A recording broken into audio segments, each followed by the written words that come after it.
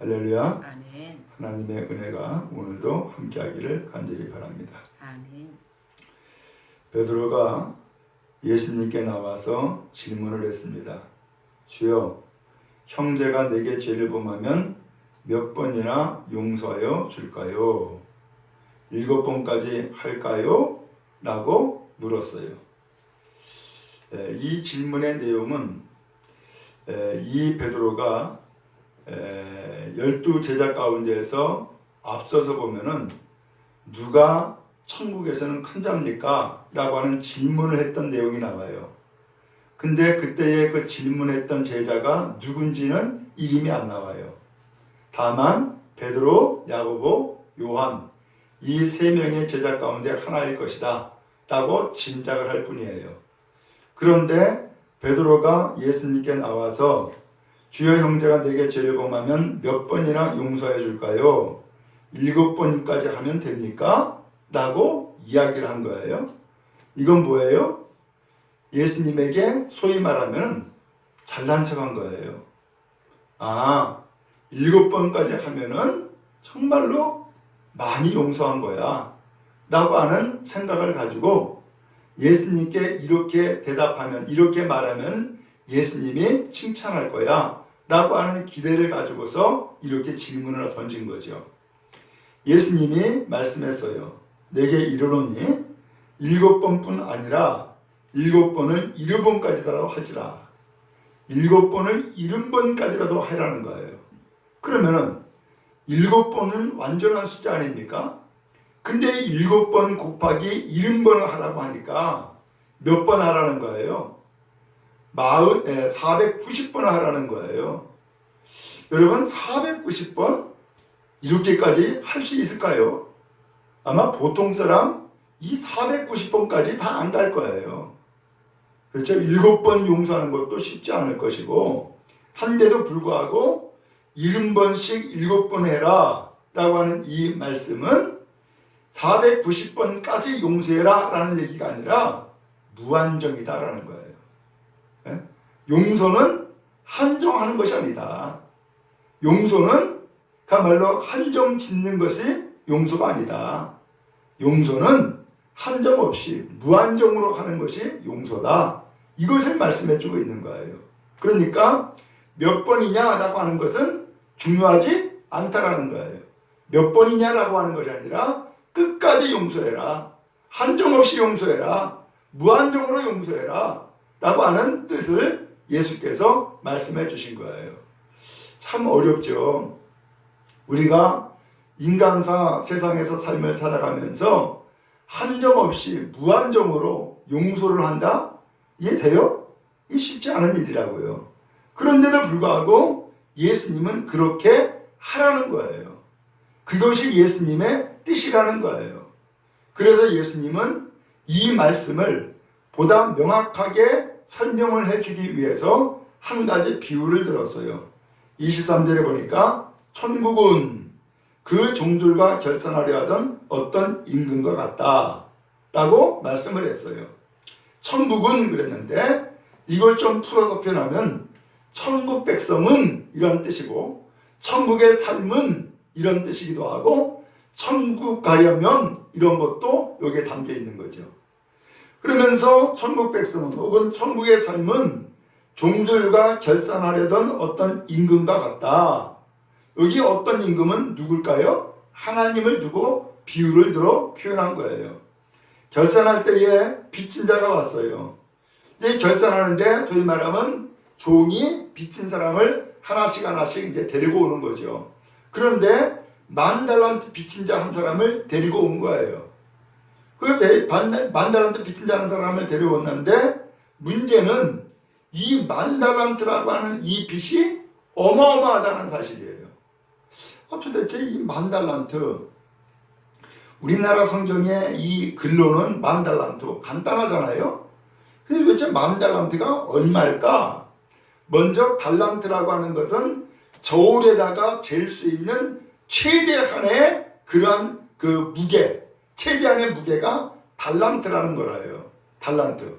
근데 최대한의 무게가 달란트인데 그것을 10,000개를 얹어놨다는 거예요.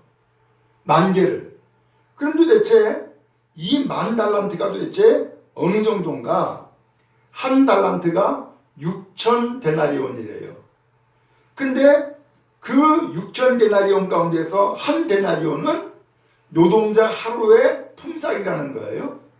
그러면 오늘날 하루 품삯이 뭐 다양하지만은 한 10만 원 정도 된다라고 계산을 하고 10만 원으로 정의해서 계산하면은 10,000달란트가 얼마냐면은 자그마치 6조나 돼요. 6조나. 그러면 1,000억에 10배가 1 조가 되는 거예요. 근데 그것이 1,000억에 6배가 되는 거예요. 그러니까 60배가 되는 거예요. 이 기가 막힌 일이죠. 아니 도대체 이 임금의 재산이 얼마이기에 이 사람이 빚을 지는데 바로 6조억이나 되는 돈을 빚을 졌을까라는 거죠. 6조나 되는 돈을 어떻게 빚을 졌을까? 근데 문제는 이 종이 이 10,000달란트 빚을 갚을 수 있을까요? 없을까요? 거기 25절에 보니까 갚을 것이 없는지라 그랬어요. 도저히 갚을 수가 없는 거예요. 주인은 이야기했죠. 네 몸 팔아. 네 아내, 자식들 모든 소유 다 팔아. 그리고 갚아 라고 한 거예요. 근데 말은 그렇게 했지만 아니 이 사람의 몸을 판들 얼마가 되며 아내, 자식 모든 소유를 다 판들 도대체 얼마나 되겠어요? 이 10,000달란트에 비교하면은 아무것도 아닌 거예요. 그러므로 다 팔아도 갚을 수가 있어요, 없어요? 도저히 없는 거예요. 그런데도 불구하고 종은 엎드려 그 임금에게 절하면서 이야기했어요. 참아주세요. 다 갚을게요. 라고 한 거예요. 참아주세요. 다 갚을게요. 그런데 말은 그렇게 하지만 이 주인, 곧 임금이 이 사람이 갚을 수 없다는 것을 알까요, 모를까요? 알지요. 다 팔아도 안 되는데 언제 그걸 다 갚아? 그야말로 수십 대에 이르러도 이 빚은 갚을 수가 없다는 것을 이 임금이 다 안단 말이에요. 그러니까 27절에 어떻게 했느냐? 그 주인이 불쌍히 여겨 놓아줬다라고 했어요. 그리고 그 빚은 어떻게 했어요? 탕감해줬다라고 하는 거예요. 이 6조나 되는 돈을 하루아침에 다 탕감해주고 없애버린 거예요. 야, 이 놀라운 일이죠. 내 몸 팔아도 안 되고 부인 팔고 자식 팔고 전 재산을 다 팔아도 더 나가서 자손 대대로 수십 대에 이르러도 갚을 수 없는 이 돈을 이 임금께서 하루아침에 나를 불쌍히 여가지고서 다 탕감해버렸다는 거예요. 놀라운 은혜지요. 세상에 이런 은혜가 어디 있겠어요. 다 할 수 없는, 다 갚을 수 없는 이 빚을 하루아침에 나를 불쌍히 여겨서 탕감해 주었으니 세상에 이런 임금이 어디 있으며 이런 주인이 어디 있겠어요. 너무너무 감사한 일이죠. 너무너무 고마운 일이죠. 그래서 이 종이 거기에서 나오게 된 거예요. 야, 자유를 얻었어요. 기쁨을 얻었어요. 해방을 받은 거예요. 또 용서를 받은 것이고 탕감을 받은 거예요.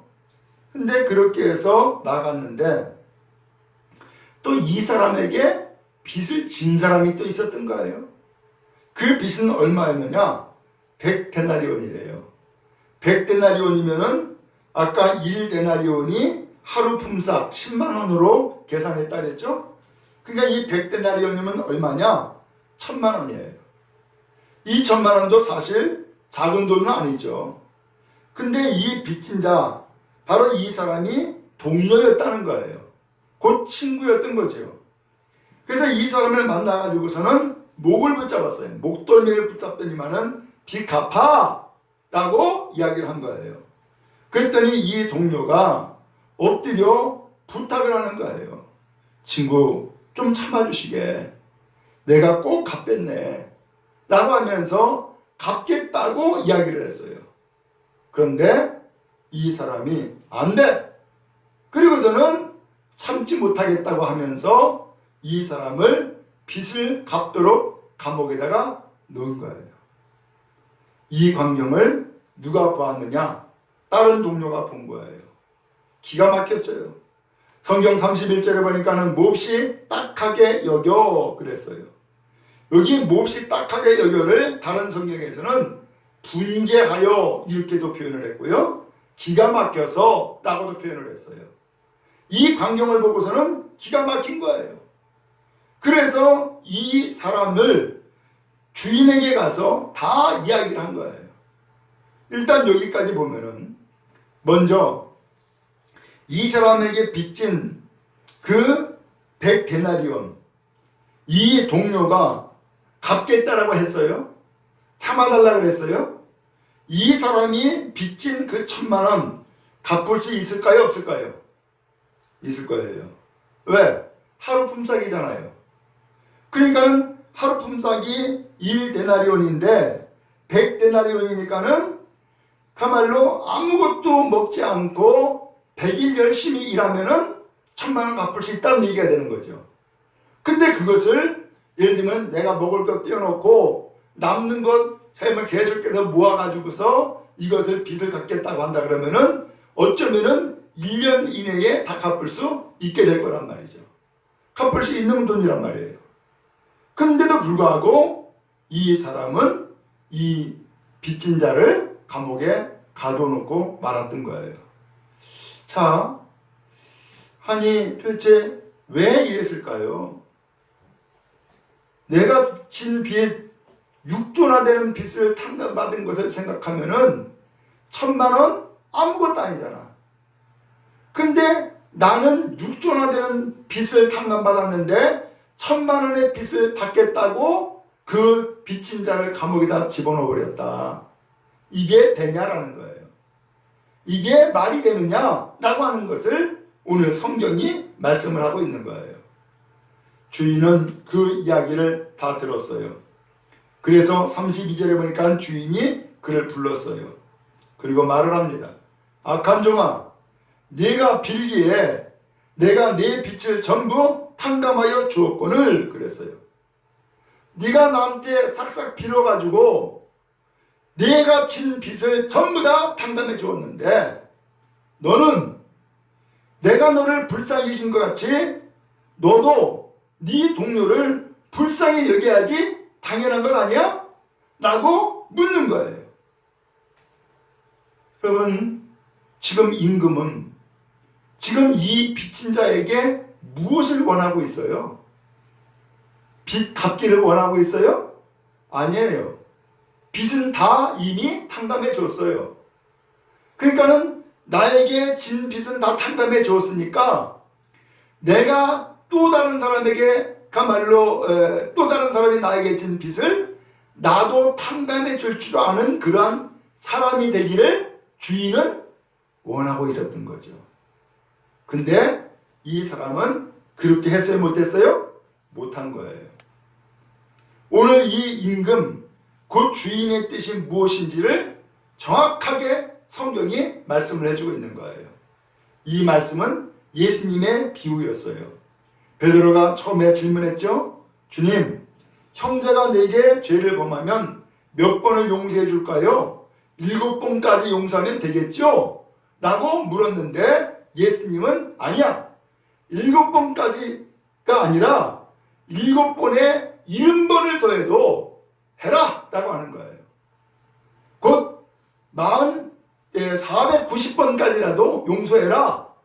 아니, 좀 더 명확하게 표현하면은 용서는 끝이 없는 거야. 용서는 무한대야.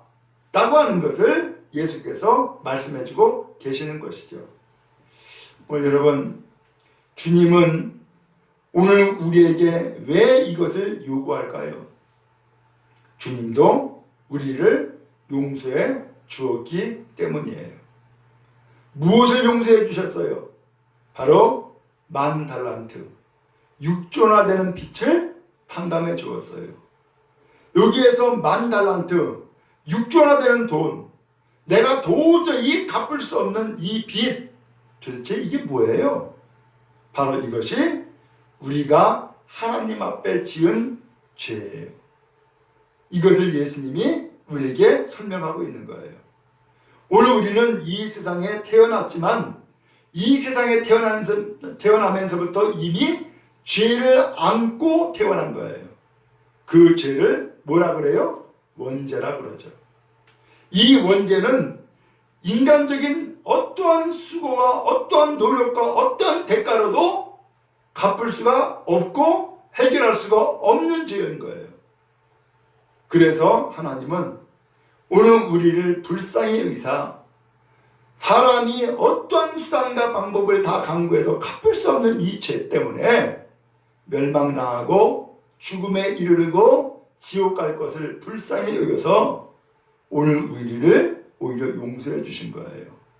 바로 그것이 바로 이 10,000달란트 비유를 들어서 표현해 주신 거예요. 오늘 우리는 이와 같이 놀라운 은혜를 입고 다 용서를 받은 자예요. 그래서 이 용서받은 자의 감동과 기쁨이 우리 가운데 있다면은 나에게 또 다른 빚을 진 사람을 용서할 수 있다는 거예요, 없다는 거예요? 있다. 또 용서할 줄 알아야 된다. 또 용서해라 라고 하는 것을 우리에게 말씀해 주고 계시는 것이죠. 세상에 사실은 이 용서가 없기 때문에 불화가 생겼고 이 불화로 인하여서 사람들은 분노하며 죽이기도 하고 버리기도 하고 갈라지기도 하고 싸우기도 하고 빼앗기도 하고 이런 일들이 이 세상에 아주 그냥 널리 펼쳐져 있잖아요. 오늘 하나님은 이 세상이 하나님이 창조하신 세상으로서 아름답게 삶을 살아가는 낙원되기를 원하세요. 그런데 우리 사람은 바로 이와 같은 놀라운 용서를 받았음에도 불구하고 용서할 줄 모르는 이 문제, 용서할 줄 모르는 이 상황 때문에 이 세상은 망가지고 있고 병들고 있고 살기 힘든 세상의 삶을 서로가 살아가고 있는 것이죠. 주님은 이 땅에서 용서가 있기를 원하세요. 그래서 예수님은 오늘 이 성경 본문 바로 앞에 그런 이야기를 하신 거예요. 내가 진정으로 너희에게 말한다. 무엇이든지 너희가 땅에서 매면 하늘에서도 매일 것이요 땅에서 풀면 하늘에서도 풀리리라.